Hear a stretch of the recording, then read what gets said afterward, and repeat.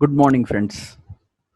मैं हूं ऋषि पांडे और ये वीडियोस मैं बेसिकली इंग्लिश और इंग्लिश ग्रामर इनको किस तरीके से हम इजीली अंडरस्टैंड कर सकते हैं, समझ सकते हैं, इसके लिए मैं बना रहा हूं।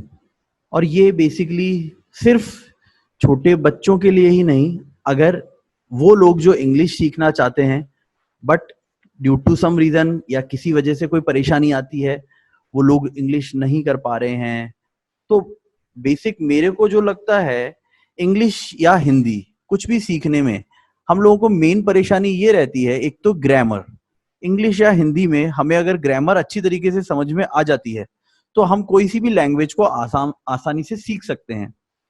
पर क्योंकि जब हम स्कूल टाइमिंग में होते हैं, छोटे होते हैं, तब वहां कई वजह ऐसी होती है जिसकी वजह से या तो हम सीख नहीं पाते या फिर हम टीचर्स ने due to some reason course पूरा नहीं हो पाया, या टीचर किसी का पढ़ाया हुआ टीचर का समझ में नहीं आ रहा। ऐसे कई कारण हो सकते हैं जिसकी वजह से हम जब बच्चे होते हैं तब हम नहीं सीख पाते, लेकिन फिर बाद में हमें ये चीज फुल लाइफ हमें इसकी खामियाजा भुगतना पड़ता है, प्रॉब्लम होती है। और हम लोग इंग्लिश ना आने की वजह से कई लोगों को इंफीरियरिटी कॉम्प्लेक्स फील होती है, जो कि वैसे कोई सही बात नहीं है, बट स्टिल क्योंकि हमारा समाज इस तरीके से चलता है, तो इंग्लिश कोई बहुत टफ लैंग्वेज नहीं है। अगर हम इसको शुरू से स्टेप बाय स्टेप सीखना चाहें तो मैं आपको यहाँ पे बहुत ही सिंपल वे में और फटाफट आपको हम लोग जल्दी जल्दी चीजों को समझेंगे और कॉन्सेप्चुअल लेवल पे समझेंगे। और ये आप अगर चाहें तो इसको छोटे किड्स भी इसको देख सकते हैं, किसी भी एज के लोग समझ सकते हैं, देख सकते हैं। अक्सर अभी ये हो रहा है कि कई फैमिलीज ऐसी हैं जहां पे एक इंग्लिश स्पीकिंग का काम होता है, पेरेंट्स भी बोल लेते हैं क्योंकि वो पेरेंट्स भी ऐसे इंग्लिश स्कूल से पढ़े हुए हैं, या फिर उन लोगों को हेजिटेशन नहीं होती, या वो यूज टू होते हैं बोलने में, तो वो लोग कर लेते हैं, उनके बच्चे भी सीख जाते हैं।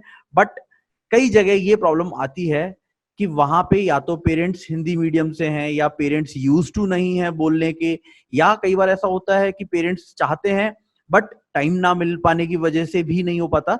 तो ये ऐसे बच्चों के लिए और पेरेंट्स के लिए या किसी भी उम्र के कोई भी लोग हैं उनके लिए ये आपके लिए अच्छे वीडियोस रहेंगे।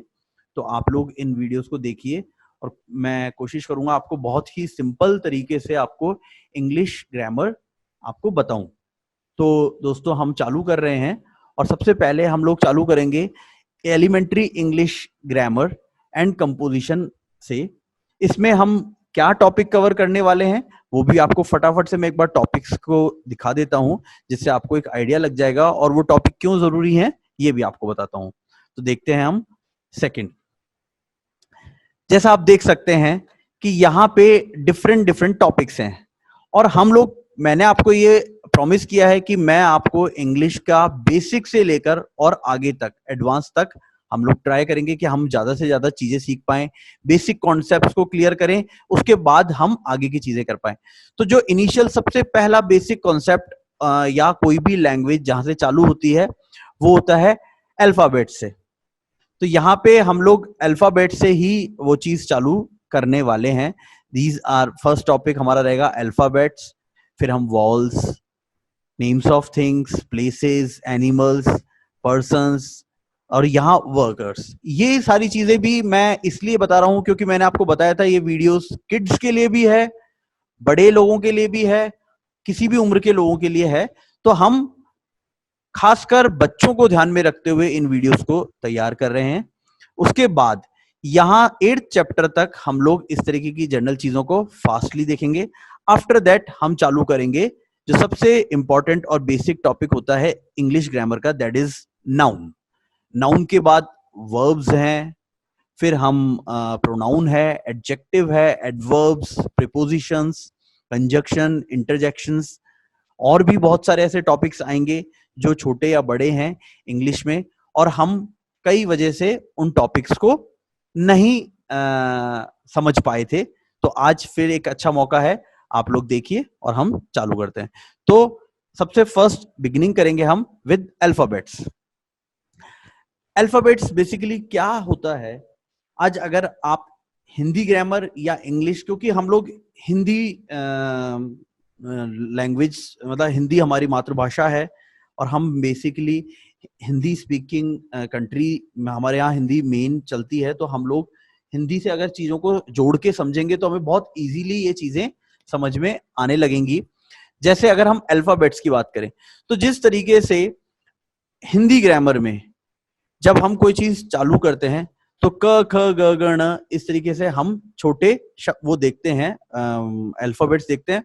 वही यहाँ पे भी शुरुआत होती है अल्फाबेट से, ABCD से। इंग्लिश में 26 अल्फाबेट्स होते हैं, A से लेकर Z तक, और हर अल्फाबेट सबसे बेसिक यूनिट है इंग्लिश का। यानी कि जब हम अल्फाबेट्स को जोड़ते हैं, अगर मैंने 2 अल्फाबेट्स को जोड़ा तब मैं एक वर्ड मेरा बन जाएगा, 2 या 2 से ज्यादा।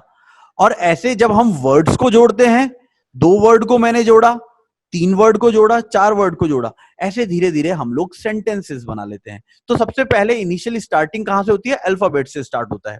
जैसे अगर अभी आप यहाँ पे अल्फाबेट्स देख रहे हैं तो इसमें अल्फाबेट्स की जगह अभी यहां लिखा हुआ है एप्पल, ये एन एप्पल।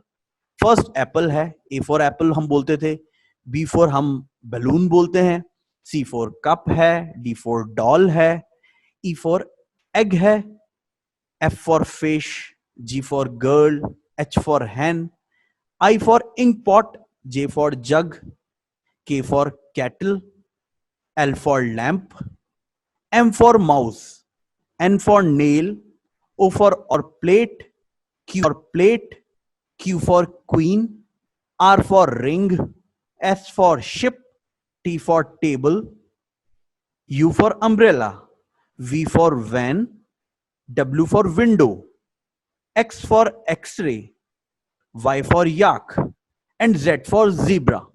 तो ये हमारे 26 अल्फाबेट्स होते हैं इंग्लिश में, जिनकी हेल्प से हम किसी भी टाइप का वर्ड बना सकते हैं और किसी भी टाइप के सेंटेंसेस हम क्रिएट कर सकते हैं। तो जैसा कि मैंने आपको बताया है, अल्फाबेट क्या है? An alphabet is made up of letters. Alphabet ये सारे letters, the letters are arrange in a fixed order. जब हम किसी लेटर को एक फिक्स ऑर्डर में अरेंज कर देते हैं, वो अल्फाबेट बन जाता है। There are 26 letters in English alphabet. कितने लेटर्स हम यूज कर रहे हैं? 26। तो यहां आप जैसा देख सकते हैं, these are capital letters and these are small letter. English language में हम इसको 2 टाइप से लिख सकते हैं।